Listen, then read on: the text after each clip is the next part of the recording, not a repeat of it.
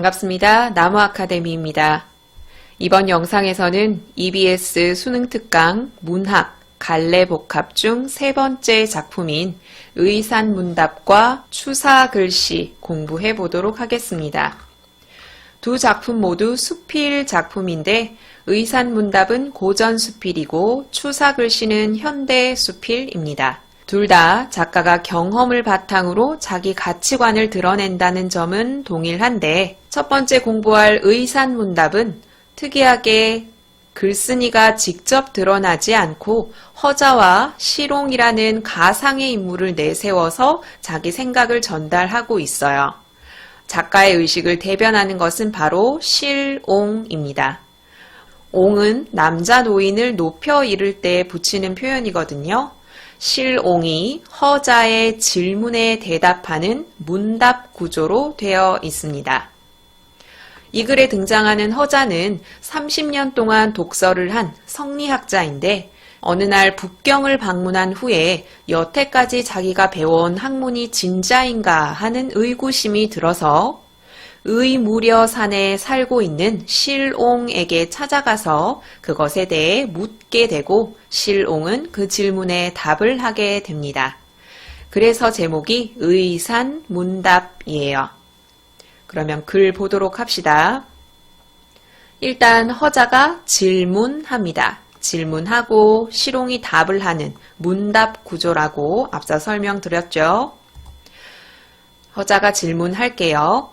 공자가 춘추라는 책을 지으면서 중국을 안으로 삼고 중국 사방의 오랑캐족의 예를 들고 있죠. 이것을 밖으로 삼았다. 무릇 중국과 오랑캐의 구별이 이와 같이 엄격한데 지금 선생은 공자의 견해를 따르지 않는다. 잘못된 것이 아니냐라고 말하고 있는데 그럼 실옹이 무엇이라고 얘기했는지 실옹의 견해를 보도록 할게요. 오랑캐의 운수가 성한 것을 사람이 부른 것이고 하늘의 때가 가져온 필연이라고 이야기를 했어요.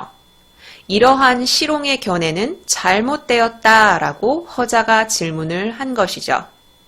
일단 여기서 정리를 하셔야 되는 건 허자가 바로 공자의 견해를 그대로 따르고 있다는 점입니다. 공자의 견해가 어떠했습니까? 한마디로 말하면 중화사상, 중화주의죠.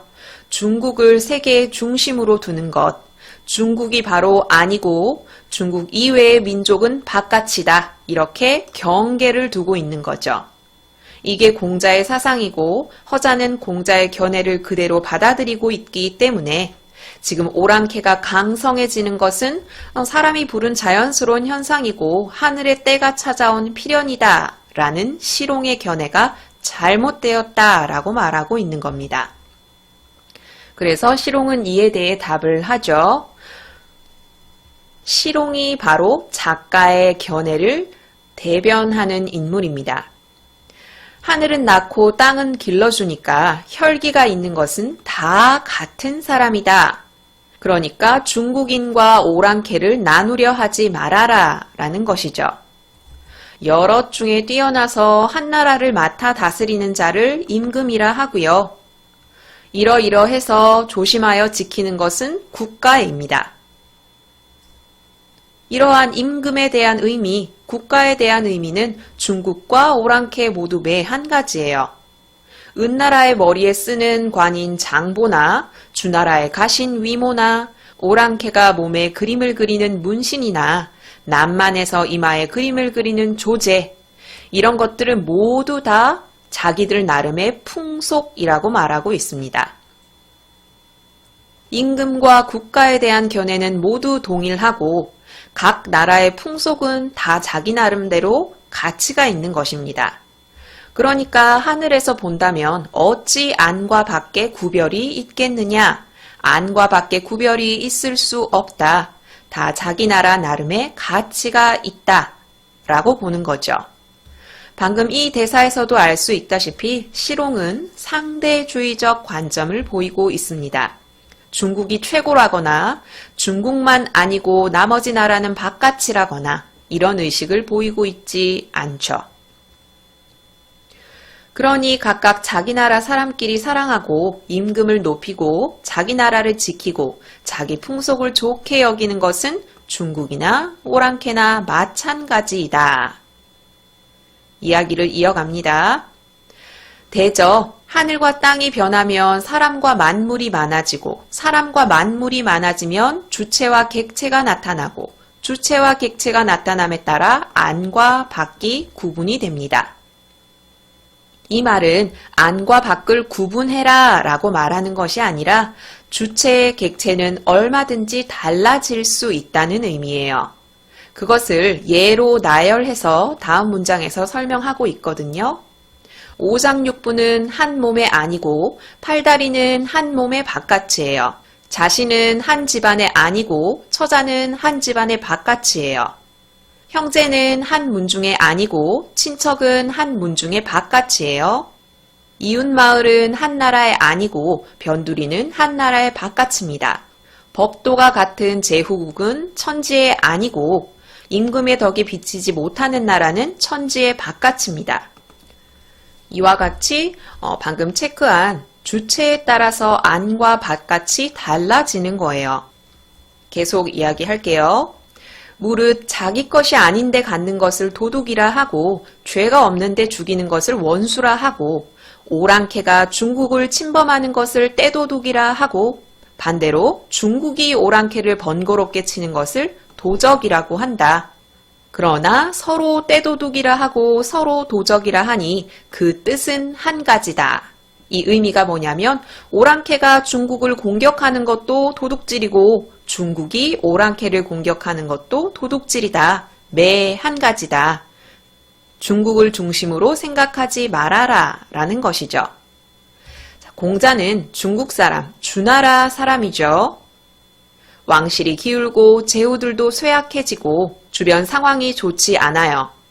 주나라 사람인 공자가 쓴 춘추는 그럼 당연히 누구를 중심으로 할 수밖에 없습니까? 주나라를 중심으로, 중국을 중심으로 쓸 수밖에 없죠. 이런 어지러운 상황에 공자는 주나라 사람이니 안과 밖에 대해서 엄격히 한 것은 또 당연한 일이 아니겠는가? 공자 나름의 안과 밖이 있으니까요. 여기서 조심하셔야 될 것은 이 글의 시롱은 공자의 견해를 잘못됐다라고 말하는 것이 아니에요. 다만 공자는 그 나름의 안팎이 있겠죠. 그런데 공자의 견해를 그대로 받아들이려 하는 허자의 견해를 비판하고 있는 거예요. 조심하십시오. 그러나 만약 공자가 바다에 떠다니다가 오랑캐족이 사는 곳에 들어와 살았다면 중국이 아니라 중국 변방에 중국이 오랑캐라고 이르는 이 오랑캐족에 들어가서 살게 되었다면 아마 공자는 오랑캐의 풍속을 변화시키고 이전에 이미 썼던 주나라의 도를 역외, 즉 이 오랑캐 땅에 일으켰을 것이다. 따라서 안과 밖을 나누는 분별, 따르고 물리치는 의리에 따라 마땅히 춘추가 아니라 역외 춘추를 남겼을 것이다. 라고 말합니다. 정리해서 말하면 공자가 중국이 아니라 오랑캐 땅에 들어가서 살았다면 여기서 무슨 책을 만들었겠죠? 이 책은 누구를 중심으로? 오랑캐를 중심으로 한, 오랑캐를 안으로 두고 오히려 중국을 바깥으로 두는 그런 역외 춘추를 남겼을 것이다 라는 의미이죠. 가상의 상황을 설정해서 말하고자 하는 바를 표현하고 있습니다. 이것이 공자가 성인된 까닭이다. 공자는 현재 주나라 사람이니까 공자는 현재 오랑캐 땅에 살고 있지 않고 중국 땅에 살고 있기 때문에 중국 중심의 세계관을 가지고 책을 서술했고 그러니 중국에 살고 있는 사람들은 공자를 성인으로 따르는 것이죠. 여기까지 의산문답입니다. 그러니까 시롱은 공자의 견해를 그대로 따르려는 허자에 대해서 공자가 왜 중국 중심 사상을 가질 수밖에 없었는지 설명을 하고 상대주의적 사고를 가져야 함을 설명하고 있습니다. 다음 작품 추사 글씨 보도록 하겠습니다. 수능 특강 사용해설서나 문제에서는 상당히 수사 글씨를 가볍게 다루고 있는데 추사글씨에는 예술품을 대하는 현대인의 태도에 대한 글쓴이의 비판적인 의식이 군데군데 드러납니다. 그래서 글쓴이가 추사글씨를 예찬하고 있어, 아주 좋은 예술작품이라 평가하고 있어 라고 그치기에는 다른 공부할 부분이 많아요. 그래서 이 글을 읽으면서 어떤 부분에 작가의 비판적인 인식이 드러나는지 그것을 찾아야겠구나라는 생각을 가지고 공부해 봅시다. 첫 번째 부분에서는 글쓴이와 친구 대산의 대화가 드러납니다. 친구 대산은 깨끗한 그림이나 한 폭 걸었으면 하고 말을 하고, 글쓴이는 추사 글씨를 한 폭 구해서 걸게라고 추천을 합니다. 그랬더니 친구의 반응이 어떤가요? 눈을 번쩍 켜더니 추사 글씨는 시려 어느 사랑에 안 걸린 데 있나 라고 말하면서 거절합니다. 대산이 추사 글씨를 서재에 거는 것을 거절한 이유, 그리고 글쓴이가 이 일화를 인용한 이유, 출제 가능성이 매우 큽니다. 일단 추사글씨가 어느 사랑에 걸리지 않은 데가 없을 만큼 사람들에게 인기가 좋다는 걸 알 수 있어요. 그러니까 너무 흔해서 대산 자신의 개성을 드러내기 적절하지 않아서 거절했다고 볼 수도 있고요. 그리고 두 번째 이유는 어느 사랑에 안 걸린 데 있나, 이 부분을 비판적으로 보는 견해에서 해석할 수 있는 이유예요. 추사글씨가 안 걸린 데가 없다. 사람들이 모두 추사글씨를 사려 한다. 사람들의 속물적인 취향, 이것과 맞물려서 대중의 속물적인 취향을 따르고 싶지 않기 때문에 라고 해석할 수 있습니다. 추사글씨를 사는 것이 왜 속물적인 취향이냐 라고 물을 수 있는데, 그 부분은 다음 문단에서 드러나거든요. 위대한 건 추사의 글씨다. 모든 사람들이 추사의 글씨를 좋아하죠. 모든 생활 필수품의 값이 올라가면 다른 서화, 골동, 사치품 이런 값은 떨어지게 마련인데, 요즘같이 책사의 고객이 딱 끊긴 세월에도 추사 글씨의 값만은 한없이 올라갑니다. 있는 그대로 해석하면 추사 글씨가 그만큼 인기가 있다라고 마무리 지을 수도 있는데, 예술품의 값이 천정부지로 치솟는 이런 현상을 부정적으로 볼 수도 있어요. 다음 문단. 추사 글씨는 그만한 가치를 가지고 있다. 추사 글씨가 그만한 가치가 있어서 이렇게 값이 높은가 보다 라고 해석할 수도 있지만, 뒤에 나오는 글쓴이의 견해에는 현 세태에 대해서 비판, 부정적으로 보는 어투가 드러나거든요. 한번 보도록 합시다. 추사의 글씨의 예술적인 가치를 한번 볼게요. 제가 여러 대가의 법을 모아 따로이 한 경지를 갖추어서, 추사의 글씨가 어떤지 비유적으로 표현합니다. 우는 듯, 웃는 듯, 춤추는 듯, 성낸 듯, 세찬 듯, 부드러운 듯, 이렇게 천변만화의 조화가 숨어 있어요. 이것이 바로 추사의 글씨의 예술적 가치인데요. 이것을 알아서 맛이 아니라, 이것을 아는 것이 중요한 것이 아니라, 뒤에 나오는 현상 때문에 사람들이 좋아한다 라고 말하고 있어요. 시인의 방에 걸면 시경이 높아 보이고, 화가의 방에 걸면, 문학자의 방에 걸면 철학자, 과학자, 이 어떤 사람의 방에 걸어도 제법 그 방 주인이 그럴듯해 보입니다. 그래서 상점에 걸면 왠지 상인이 돈 안 받고 상품을 팔 것 같이 보여요. 그래서 사람들이 추사 글씨를 산다는 거예요. 앞에서 얘기한 이런 예술적인 가치를 알아서가 아니라 걸면 있어 보이니까, 그래서 추사 글씨를 산다는 것이죠. 이것에 대해서 글쓴이가 직접적으로 비판하고 있진 않지만, 이런 의도로 추사 글씨를 사는, 예술품을 사는 사람들을 비판하고 있는 거예요. 비판 의식은 뒤에서도 이어져 있거든요.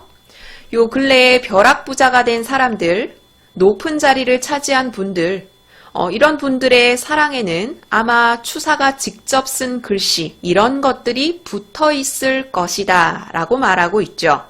일약 벼락부자가 된 사람들, 높은 자리를 차지한 사람들, 이 사람들이 예술품에 대한 견해가 높아서 추사 글씨를 산 것이 아니라 앞에서 말한 것처럼 있어 보이니까 추사 글씨를, 예술품을 사는 세태에 관해서 비판하고 있습니다.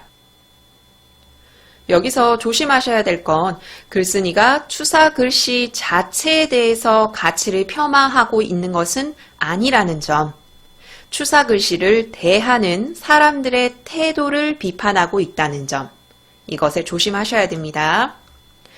그리고 뒤에 재미난 사건이 하나 나오죠. 바로 진군과 양군에 관한 사건인데 일단 진군과 양군을 대략적으로 설명하고 있습니다. 진군은 추사글씨에 대한 감시관이 높아요. 그리고 추사글씨뿐만 아니라 서화나 고동의 가치를 판단하는 눈이 있다고 자처하는 사람입니다. 그리고 진군은 밥을 굶었으면 굶었지 명서화를 안 보고 살 수 없다라고 말할 정도로 미술품을 사랑하는 사람입니다. 그러면 양군은 어떻냐? 양군은 진군 못지않게 서화를 좋아해요.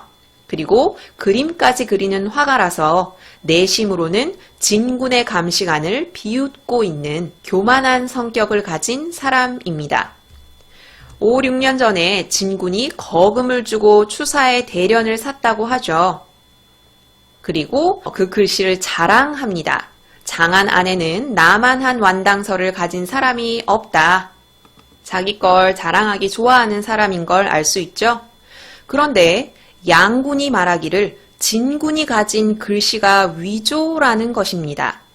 그런데 진군을 앞에 두고는 절대 위조란 말을 하지 않고 당신이 가진 완서는 일품이다 라고 칭찬을 합니다.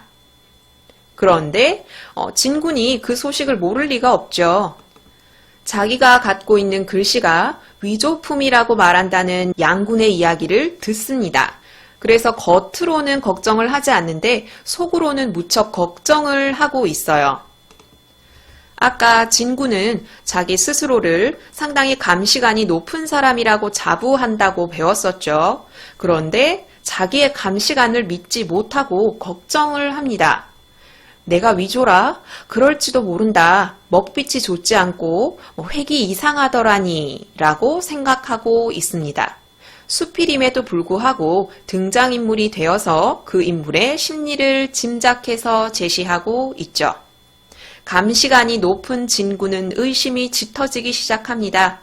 감시관이 높은 것과 그렇지 못한 이런 생각이 같이 드러나고 있죠.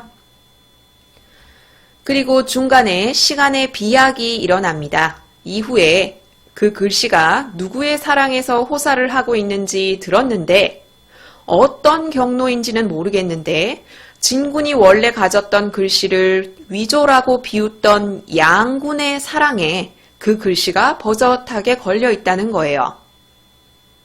양군이 진군이 가졌던 추사 글씨가 위조품이다 라고 헛소문을 퍼뜨렸던 이유가 드러납니다. 이유가 바로 진군의 추사 글씨를 자기가 갖기 위해서라는 것이 드러나죠. 그러니까 진군 스스로 그 글씨를 되팔게 하기 위해서 아주 치밀하게 헛소문을 퍼뜨린 거예요. 양군의 성격, 교활하고 치밀하다는 점이 여기서 드러납니다. 그래서 진군은 그 글씨를 도로 팔라고 매일같이 조르고 있다는 점, 이런 소문을 들었다고 말하고 있어요.